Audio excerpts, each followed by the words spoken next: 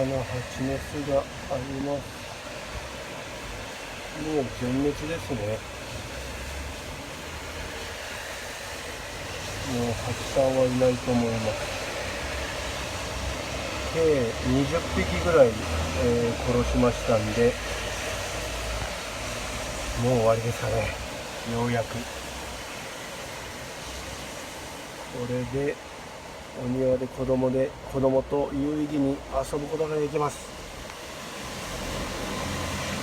ほっとしました。ありがとうございます。